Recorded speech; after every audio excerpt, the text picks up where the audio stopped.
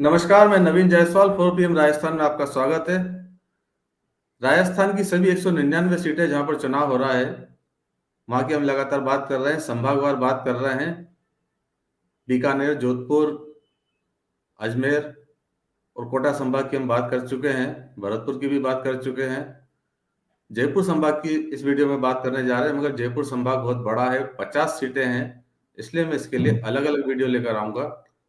आज इस वीडियो में हम जयपुर संभाग के 2 जिले सीकर और झुंझुनू के बारे में बात करेंगे कि वहां राजनीतिक समीकरण क्या है।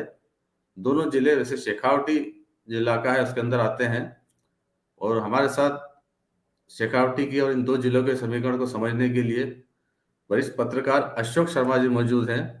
अशोक जी, स्वागत है आपका। नमस्कार सर।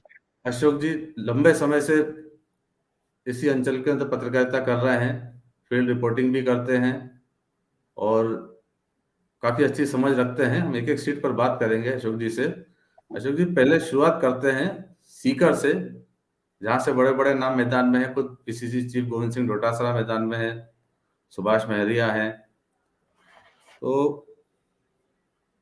पहली सीट सीकर की बात करते हैं, जहां से राजेंद्र पारीक कांग्रेस के एमएलए हैं और बीजेपी के रतन जलदारी एक बार फिर से मुकाबला हो रहा है, और शायद बीजेपी के बागी हैं ताराचंद दयाल, वो भी खड़े हुए हैं यहाँ पर। क्या समीकरण है यहाँ पर? देखिए, सीकर की जो सीट है, सीकर शहर की, वो परंपरागत ब्राह्मण लॉबी की मानी गई है। पिछले कई चुनावों से जो है, या तो राजेंद्र पारीक जीत रहे थे एक चुनाव के अंदर, जो है रतन जलधारी जीते हैं, उससे पहले राजकुमारी शर्मा जीती है, तो ब्राह्मण बाहुल्य सीट इसको माना गया था। अब की बार भी जो है वही कांग्रेस ने राजेंद्र पारीक, जो पूर्व कैबिनेट मंत्री रहे थे, भारतीय जनता पार्टी ने रतन जलधारी को टिकट दिया है। लेकिन इसमें एक बीच में फैक्टर है ताराचंद दयाल का, क्योंकि जिस तरीके से इस सीट को ब्राह्मण बाहुल्य बनाया गया था या बताया गया था, उसके बाद सीकर का जो आउटर इलाका है वो जाट बाहुल्य है। तो इस बार जो है यह सीट बड़ी हॉट सीट भी बनी है, क्योंकि ताराचंद दयाल जो उप जिला प्रमुख हैं भारतीय जनता पार्टी से, वो बागी खड़े हो गए हैं। तो त्रिकोणीय संघर्ष हो गया है। तो निश्चित रूप से ये सीट फंस गई है। लेकिन इसमें भी एक थोड़ा सा ये है कि मोमडन्स वोट जो सीकर में बहुतायत में है, वो किस पार्टी की तरफ झुकते हैं। अगर उनका झुकाव राजेंद्र पारीक की तरफ ही रहता है, तो राजेंद्र पारीक के पक्ष में ये चुनाव जा सकता है। कारण क्योंकि जो भारतीय जनता पार्टी है वो 2 खेमों में डिवाइड हो गई है। तो सीकर की सीट पे बहुत कुछ निर्भर कर रहा है कि मुस्लिम मतदाता अपना मत किसको आखिर लास्ट समय में देते हैं जाके। हालांकि मुस्लिम मतदाताओं का जो झुकाव है वो कांग्रेस पार्टी की तरफ से ही रहा है। नगर परिषद के जो सभापति हैं जीवन का, वो स्वयं कांग्रेस पार्टी से हैं, और राजेंद्र पारीक जो है वो कांग्रेस पार्टी और इनके जो मुस्लिम मतदाता हैं, इनके मतों के आधार पर ही बहुत अच्छी लीड से जीतते आ रहे हैं। तो इस बार भी कहीं ना कहीं जो निर्णायक भूमिका में है वो मुस्लिम मतदाता सीकर सीट पे रहेगा। मुस्लिम मतदाता का एक स्वाभाविक रुझान जिस तरह से रहता है, कांग्रेस के साथ उनका जुड़ाव है। आप अगर लगाकर पूछ रहे हैं, मैं इसलिए पूछ रहा हूँ, शायद क्या कोई दूसरा समीकरण है कि मुस्लिम मतदाता बीजेपी के साथ भी बड़ी संख्या में कांग्रेस को छोड़कर जा सकते हैं? अभी तक के हिसाब से ऐसा लगता नहीं है कि मुस्लिम मतदाता जो है वो बीजेपी की तरफ जाएगा, क्योंकि जिस तरह से ट्रेंड सीकर सीट पे देखा गया है, मुस्लिम मतदाता आमतौर पर कांग्रेस के साथ ही रहा है। हालांकि थोड़े बहुत वोटों के अंदर जो बिखराव हमेशा रहता है, लेकिन जो बहुतायत है वोटों की, वो निश्चित रूप से कांग्रेस के साथ ही है। अशोक जी, दूसरी सीट है धोद की, जहां से जगदीश दानोदिया कांग्रेस के और बीजेपी के गोवर्धन वर्मा है, और सीपीएम की भी सीट रही है। पेमाराम फिर से मैदान के अंदर है। क्या पेमाराम के लिए उम्मीद है या किसके लिए है इस बार? देखिए, धोद सीट की अपन बात करें तो धोद सीट पे निश्चित रूप से माकपा का भी गढ़ रहा है, और चूंकि ऐसी सीट है तो भारतीय जनता पार्टी के गोवर्धन वर्मा इस बार चुनाव मैदान में है। कांग्रेस के जो थे पूर्व एमएलए, पूर्व जो थे वरिष्ठ नेता कांग्रेस के परसराम मोरदिया, उन्होंने इस बार चुनाव नहीं लड़ा। हालांकि उन्होंने अपने बेटे के लिए इस टिकट मांगी थी, लेकिन उन्हें मिली नहीं। उसके बाद अभी जो धोद सीट के ऊपर अपन गणित को देखें, तो धोद सीट पे भारतीय जनता पार्टी की स्थिति थोड़ी मजबूत नजर आ रही है। इसका कारण ये है कि चूंकि कांग्रेस का मतदाता था वो परसराम मोरदिया के साथ था, लेकिन टिकट इस बार नए चेहरे को दी है। वहीं माकपा का अपना खुद का वोट बैंक वहां पे मौजूद है। पेमाराम एक बार विधायक रह चुके हैं वहां से। तो ऐसी परिस्थितियों में जो ये चुनाव है और जो मतदाता है, उसमें जो हमारी धोद इलाके में जो लोगों से बात हुई है, तो उनका मानना है कि ये सीट थोड़ी सी अब की बार बीजेपी यहां मजबूत नजर आ रही है।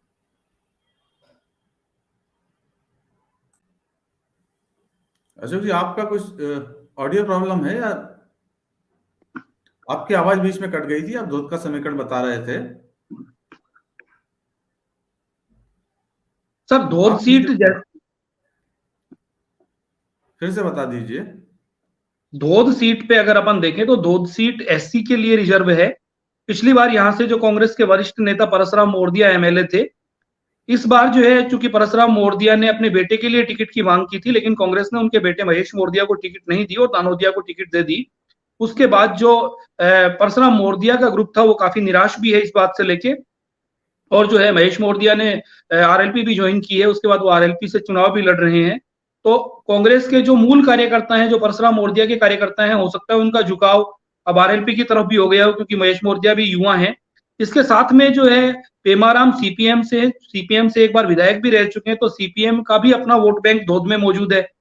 इसके अलावा भाजपा के गोवर्धन वर्मा भी मौजूद हैं। तो धोद के अगर गणित को देखें तो अगर 2023 के विधानसभा चुनावों को देखते हुए लगता है कि कहीं ना कहीं महेश मोरदिया के मैदान में आ जाने से, दानोदिया की कांग्रेस के टिकट मिलने से और सीपीएम से पेमाराम के खड़े होने से कहीं ना कहीं भाजपा को थोड़ा फायदा होता है, इस सीट पे नजर आ रहा है। फतेहपुर सीट पर हकम अली कांग्रेस के एमएलए और बीजेपी के श्रवण चौधरी, जेजेपी से नंद किशोर महरिया और मधुसूदन भिंडा भी चार चार बड़े प्रत्याशी मैदान में हैं। मुस्लिम सीट भी रही है। हकम अली एक मुस्लिम एमएलए हैं यहाँ से कांग्रेस के। क्या इस बार क्या कह सकते हैं, क्या होगा? देखिए सीकर जिले में अगर सबसे रोचक चुनाव है तो फतेहपुर और लक्ष्मणगढ़ में ही है। फतेहपुर में जो कांग्रेस के जो उम्मीदवार हैं हाकम अली, जो वर्तमान में विधायक भी हैं, निश्चित रूप से उनका इस बार विरोध था, लोगों में पूरा मानस था विरोध का। लेकिन भाजपा ने अपनी चूंकि टिकट की घोषणा बहुत पहले कर दी थी, श्राद्ध पक्ष में ही कर दी थी, और जो श्रवण चौधरी है उनको अपना उम्मीदवार बना दिया था। उसके बाद भाजपा में भी बगावत यहाँ देखने को मिली, और जो पूर्व नगरपालिका अध्यक्ष हैं और जो पूर्व विधायक रहे थे भिंडा जी, उनके पुत्र भी टिकट मांग रहे थे, मधुसूदन भिंडा, वो बगावत करके अब सामने खड़े हैं निर्दलीय। इसके साथ में ही जो पूर्व एमएलए रहे हैं फतेहपुर से नंद किशोर महरिया, वो भी निर्दलीय मान सकते हैं, या वो जेजेपी की टिकट पे खड़े हैं वो भी। तो चार चार बड़े प्रत्याशी जिनको कह सकते हैं वो चुनाव मैदान में है।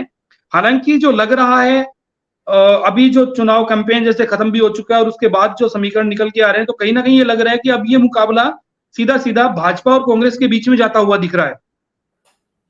पहले जिस तरह से ये लग रहा था कि जो भाजपा के बागी हैं वो कहीं नुकसान पहुंचाएंगे, लेकिन कहीं ना कहीं ऐसा लग रहा है कि इतना नुकसान अब वो नहीं पहुंचाएंगे, क्योंकि श्रवण चौधरी जो हैं उन्होंने बहुत हद तक इस चुनाव को अपने पक्ष में करने में सफलता पा ली है। तो सीधा सीधा मुकाबला कांग्रेस और भारतीय जनता पार्टी के पक्ष में लग रहा है। हालांकि मधुसूदन भिंडा जो है शहरी मतदाता जो है फतेहपुर शेखावाटी और रामगढ़ शेखावाटी, उन शहरी मतदाताओं को कितना प्रभावित कर पाते हैं ये मतदान के दिन ही पता लगेगा। लेकिन ऊपरी तौर से देखने में ऐसा लग रहा है कि बहुत हद तक भारतीय जनता पार्टी के जो प्रत्याशी श्रवण चौधरी, उन्होंने काफी बैलेंस करने की कोशिश की है। मगर शायद नतीजे अभी कुछ कहने की स्थिति में नहीं है, कि स्थिति स्पष्ट नहीं है कि कौन यहाँ पर भारी होगा। देखिए इसमें जो शहरी मतदाता है, फतेहपुर शेखावाटी का शहरी मतदाता और रामगढ़ शेखावाटी का शहरी मतदाता, ये शहरी मतदाता चूंकि अभी साइलेंट है, तीनों ही जो चारों ही नेता हैं, उन चारों नेताओं के रोड शो में भीड़ नजर आती है, चारों नेताओं की सभा में भीड़ नजर आती है, लेकिन भीड़ कभी भी वोटों में कन्वर्ट नहीं होती है, हम भी जानते हैं। अब वो मतदान के दिन किस पे अपना विश्वास व्यक्त करते हैं, ये बड़ी बात होती है जाके।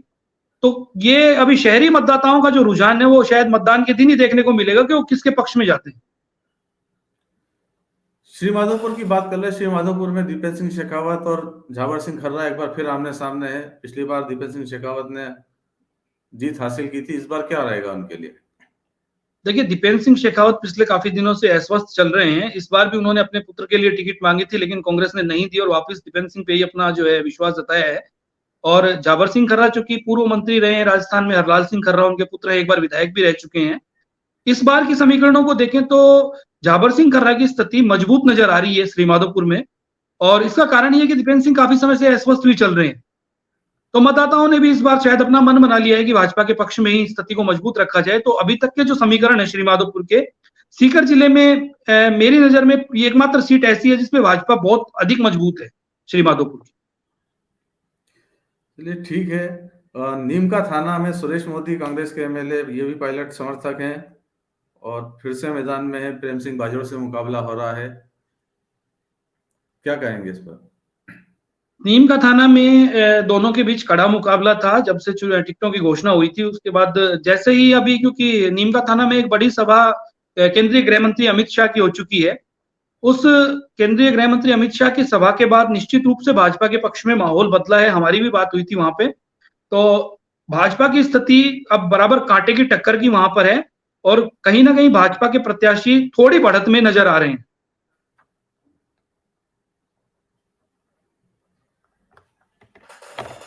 खंडेला की सीट पर बात कर लें। कांग्रेस के माधव सिंह खंडेला जो पिछली बार निर्दलीय जीते थे, इस बार कांग्रेस के टिकट पर मैदान में है। और सुभाष मील पिछली बार कांग्रेस के टिकट पर लड़े थे, इस बार बीजेपी में शामिल हो गए हैं। बड़ा हेर फेर यहाँ हुआ। बंशीधर बाजिया भी शायद यहाँ से मैदान में है या बैठ गए हैं? नहीं, बिल्कुल मैदान में है अभी। खंडेला की सीट अलग तरीके की रोचक हो गई है, क्योंकि जो भाजपा में थे वो कांग्रेस में आ गए, जो कांग्रेस में थे वो भाजपा में चले गए। तो कार्यकर्ता भी तय नहीं कर पा रहे हैं कि अपन भाजपा में है या कांग्रेस में है। हालांकि इन सारे समीकरणों को देखते हुए और पूर्व जो मंत्री थे, चिकित्सा राज्य मंत्री रहे बंशीधर बाजिया, उनके भी निर्दलीय आ जाने की वजह से यहाँ पर मेरी नजर में अभी कांग्रेस की स्थिति थोड़ी मजबूत नजर आ रही है, क्योंकि महादेव सिंह खंडेला बहुत पुराने जो है वो राजनेता हैं और मतदाताओं पर पकड़ गांव गांव तक है उनकी। तो खंडेला सीट पे कांग्रेस की स्थिति मेरे को थोड़ी मजबूत नजर आ रही है। दाता रामगढ़ की सीट पर यहाँ तो पति पत्नी के बीच भी मुकाबला है और नारायण सिंह की विरासत के लिए भी मुकाबला हो रहा है। बीजेपी के गजानन कुमावत और सीपीएम भी यहाँ पर अमराराम एक बार फिर से मैदान में है। क्या होगा इस बार? दाता रामगढ़ की सीट भी इस बार काफी रोचक है, क्योंकि रीटा सिंह जी जो पूर्व जिला प्रमुख रही थी, वो और उनके पति वीरेंद्र सिंह आमने सामने चुनाव लड़ रहे हैं। इसके साथ ही भाजपा से जो पहले हरीश कुमावत चुनाव लड़े थे, बीच में निधन हो गया था उनका, उनके बाद कुमावत जो समाज है उनसे ही टिकट दी गई है। साथ में ही अमराराम भी अपनी सीट एक बार वापस पाने के लिए कोशिश कर रहे हैं। दाता रामगढ़ के चुनाव में जिस तरह से अभी जो रीटा सिंह है, उनके एक दो वीडियो भी वायरल हुए हैं कि रोते हुए कि कुछ लोगों ने मेरा परिवार तोड़ दिया, इस तरह के वीडियो भी सोशल मीडिया पे जमकर वायरल यहाँ पे किए जा रहे हैं।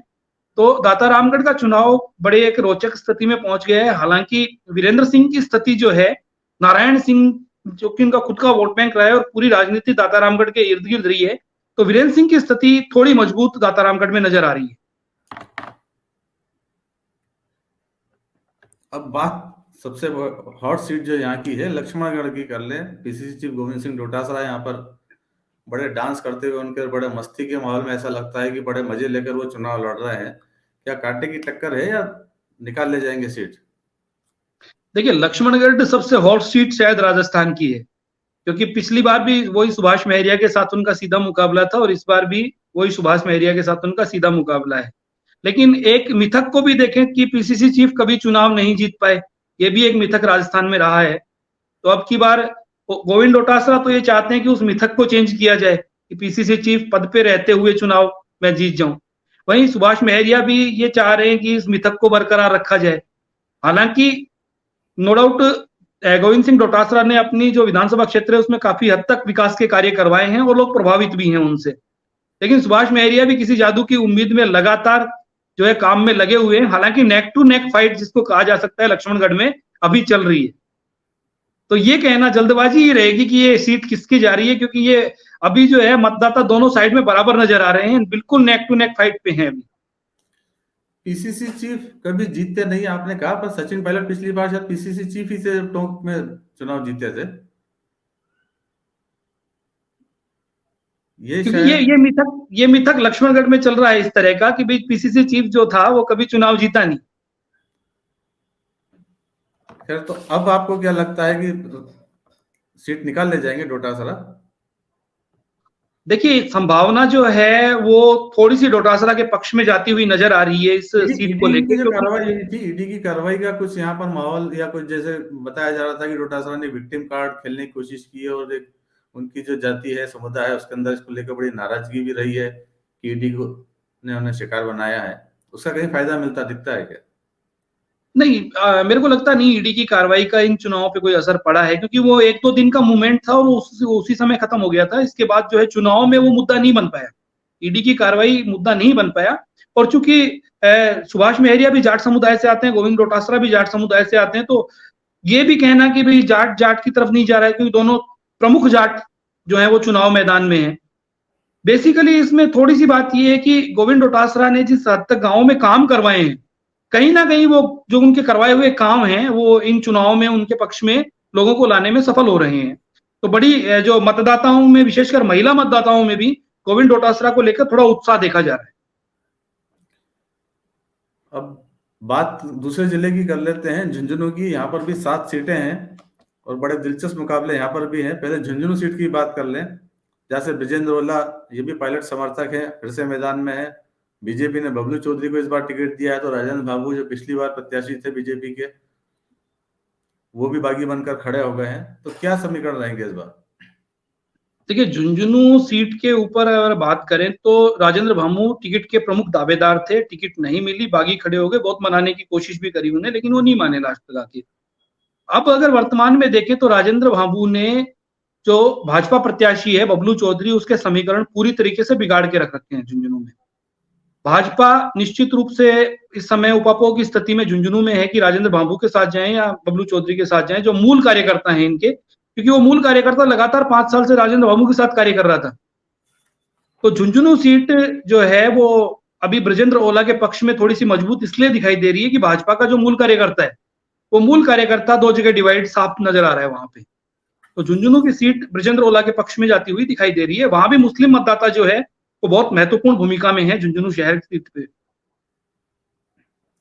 मंडावा सीट पर जहां बीजेपी के पास नरेंद्र खीचड़ के अलावा कोई विकल्प होता नहीं है, उनको सांसद का चुनाव भी लड़वा देते हैं, उनको विधायक का चुनाव भी लड़वा देते हैं, फिर सांसद का लड़वाते हैं, और इस बार फिर विधायक के लिए मैदान में उतार दिया। रीटा चौधरी ने पिछली बार जीत हासिल की थी, और बीएसपी के सादिक खान भी कांग्रेस के बागी इस बार कांग्रेस को नुकसान पहुंचा रहे थे। इस बार क्या उम्मीद है, नरेंद्र खीचड़ फिर सफल होंगे? मंडावा सीट के ऊपर अभी दोनों में नेक टू नेक मुकाबला माना जा रहा है। जो वहां के मतदाता हैं वो अभी तक इसी उपापो की स्थिति में है कि दोनों के बीच बिल्कुल कांटे की टक्कर है। हालांकि कुछ इलाकों में रीटा सिंह की स्थिति ज्यादा मजबूत नजर आ रही है, तो जो नरेंद्र खीचड़ के जो इलाके हैं उनमें उनकी स्थिति ज्यादा मजबूत नजर आ रही है। कुल मिला के अगर मंडावा सीट की बात करें तो नरेंद्र खीचड़ थोड़े से ज्यादा मजबूत नजर आ रहे हैं रीटा सिंह के मुकाबले, क्योंकि वर्तमान सांसद हैं, तो इस बात का भी उन्हें थोड़ा सा फायदा मिलता नजर आ रहा है।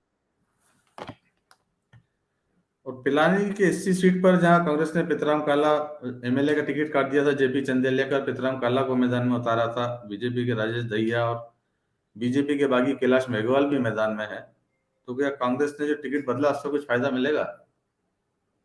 देखिए, पिलानी की सीट भी बड़ी रोचक चुनाव इस बार पहुंच गई है चुनाव में, क्योंकि कांग्रेस ने तो वर्तमान विधायक जो थे जेपी चंदेलिया, उनका टिकट काट के नए चेहरे पे दी जो शिक्षा विभाग से जुड़े हुए हैं, पितराम काला। भाजपा ने भी नए चेहरे पे दांव लगाया, राजेश दहिया। इसी बीच जो पूर्व कैबिनेट मंत्री सुंदरलाल हैं, उनके बेटे कैलाश मेघवाल हैं, वो भी टिकट के प्रबल दावेदार थे, टिकट मिला नहीं, वो निर्दलीय खड़े हो गए। अब स्थिति पिलानी सीट पे ये है कि कैलाश मेघवाल ने भाजपा के सारे समीकरण बिगाड़ के रख रखे हैं। गांवों में पूरा समर्थन कैलाश मेघवाल के पक्ष में है या सुंदरलाल के पक्ष में है। तो अभी जो स्थिति है वो स्थिति ये है कि भाजपा अपने आप को थोड़ा कमजोर महसूस कर रही है कैलाश मेघवाल की सक्रियता के चलते। तो पिलानी सीट ऐसी है जो भाजपा अगर हार रही है तो कैलाश मेघवाल के चलते हार रही है, पितराम काला अगर कांग्रेस जीत रही है तो कैलाश मेघवाल के चलते जीत रही है। कैलाश मेघवाल को कितने लोग वोट करते हैं वो बहुत महत्वपूर्ण है पिलानी सीट के ऊपर, क्योंकि जो मूल कड़ी है पिलानी विधानसभा में वो अब कैलाश मेघवाल है। मेघवाल जितना ले जाएंगे उतना बीजेपी के खाते से ही ले जाएंगे।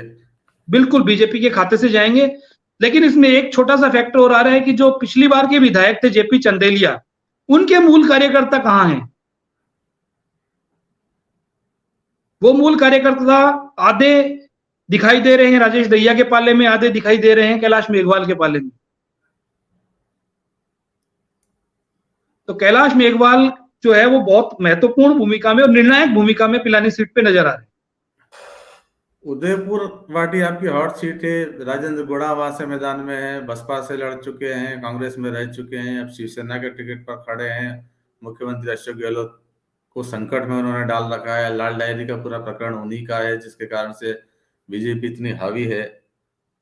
और कांग्रेस के जो भगवान राम सैनी हैं वो मैदान में है, बीजेपी के शिवकरण चौधरी भी मैदान में है। क्या राजेंद्रगुड़ा सीट निकल पाएंगे अब की बार? उदयपुर वाटी के जो विधानसभा सीट है, उदयपुर वाटी विधानसभा सीट पिछले 2-3 चुनावों से राजेंद्र गुढ़ा और शुभकरण चौधरी के बीच की ही टक्कर रही है। पिछले चुनाव में भी यही था, एक बार परिणाम उल्टा होता है, एक बार परिणाम उल्टा होता है। इस बार जो देखें तो जो उदयपुर वाटी क्षेत्र के मतदाता हैं, उनसे जिनसे हमारी बात हुई है, उनके हिसाब से अब की बार स्थिति वहां भाजपा की थोड़ी मजबूत नजर आ रही है, क्योंकि जिस तरह से लाल डायरी का प्रकरण भी सामने आया था और उसके बाद जितनी सारी घटनाएं हुई थी वो सारी हुई थी। फिर राजेंद्र गुढ़ा जो है वो कांग्रेस छोड़ के शिवसेना में भी चले गए थे, तो जो कांग्रेस का मूल कार्यकर्ता है वो फिर अकेला खड़ा रह गया वहां पे। तो उदयपुर वाटी सीट के ऊपर इन सारे समीकरणों को देखते हुए थोड़ी भाजपा की स्थिति वहां पे मजबूत नजर आ रही है। नवलगढ़ में राजकुमार शर्मा जो कांग्रेस के एमएलए फिर से मैदान में है, और विक्रम सिंह जाखल, शायद ये भी पुराना पिछली बार वाला ही मुकाबला है यहाँ पर। नवलगढ़ भी इस बार काफी रोचक स्थिति में है। राजकुमार शर्मा की भी स्थिति काफी कमजोर बताई जा रही है। जो मतदाता हैं उनका मानना है कि अब की बार राजकुमार शर्मा की हालत थोड़ी कमजोर है। हालांकि जो काफी सारे प्रकरण है नवलगढ़ के अंदर, जो लोकल इश्यूज थे उनके, जैसे बदराना जोहड़ का इश्यूज था या कुछ जमीनों के मामले थे, उनको लेके बताया जा रहा है कि जाट कम्युनिटी इस बार जो है वो राजकुमार शर्मा से नाराज है। हालांकि कितनी नाराज है ये तो अभी 25 तारीख को ही पता लगेगा, लेकिन इस बार भाजपा के खेमे में उत्साह जरूर है। पिछली बार जो उत्साह नजर नहीं आता था नवलगढ़ इलाके में, अब की बार भाजपा में काफी उत्साह देखने को मिल रहा है, और हो सकता है कि अब की बार नवलगढ़ में जीत अप्रत्याशित रूप से भाजपा के खाते में भी चली जाए। क्योंकि जिस तरह से जो इंटरनल विरोध जिसको अपन कह सकते थे, इंटरनल विरोध किस तरीके से रंग दिखाएगा ये देखने वाली बात होगी। हालांकि भाजपा में उत्साह बहुत है अब की बार, ऐसा उत्साह नवलगढ़ में भाजपा में देखने में कम ही मिलता है। अशोक जी, 2 सीटें उदयपुर वाटी और नवलगढ़, यहाँ पर बीएसपी के कैंडिडेट नहीं है क्या? भाई बीएसपी के कैंडिडेट राजकुमार शर्मा शुरू में बीएसपी से ही आते थे। हालांकि दोनों बीएसपी से आए हुए हैं, तब बीएसपी का क्या हाल है वहां पर दोनों सीटों पर? बीएसपी का इतना कोई ज्यादा उठाव नहीं है। बीएसपी का उठाव झुंझुनू जिले में केवल खेतड़ी सीट के ऊपर है। तो खेतड़ी सीट की पहले बात कर लेते हैं, जहां से कांग्रेस की मनीषा गुर्जर, जिनको एंड टाइम पे कांग्रेस ज्वाइन कराई गई, और एमएलए जितेंद्र सिंह का टिकट काट दिया गया। बीजेपी के धर्मपाल गुर्जर भी मैदान में है। यहाँ पर क्या स्थिति है फिर? यहाँ पर जो बीएसपी के प्रत्याशी हैं मनोज घुमरिया, उनकी स्थिति बहुत ज्यादा मजबूत है।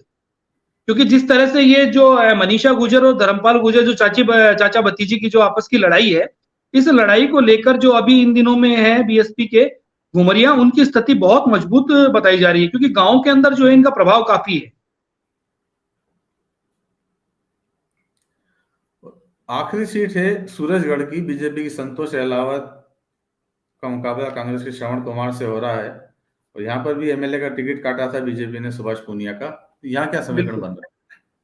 यहाँ पे जो परंपरागत चुनाव लड़ते आ रहे थे संतोष अहलावत और श्रवण कुमार, दोनों की आमने सामने की सीधी टक्कर है।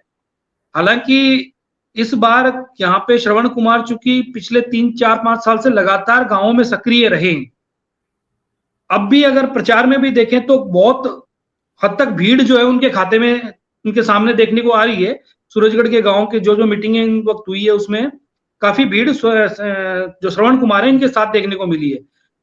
लेकिन इसी बीच सबसे बड़ी बात यह कि संतोष अहलावत ने भी, जो कि पूर्व सांसद भी रही हैं, और अपना पूरा जनाधार जो है वो वापस पाया है। तो सूरजगढ़ में बिल्कुल नेक टू नेक फाइट है। ये कह सकते हैं कि जो ऊंट है वो किसी भी करवट बैठ सकता है। कांग्रेस भी इस सीट को निकाल सकती है, बीजेपी भी निकाल सकती है। या तो जीत का अंतर बहुत कम रहेगा या जीत का अंतर बहुत ज्यादा रहेगा।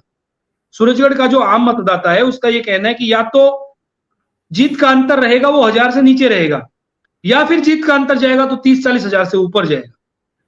जो मतदाता है वो लास्ट मोमेंट पे अपने आप को डिसाइड करेगा कि श्रवण कुमार के पाले में जाना है, संतोष अहलावत के पाले में जाना है। बिल्कुल अभी सूरजगढ़ सीट, सूरजगढ़ के मतदाता भी बताने की स्थिति में नहीं है कि किस पाले में जा रही है।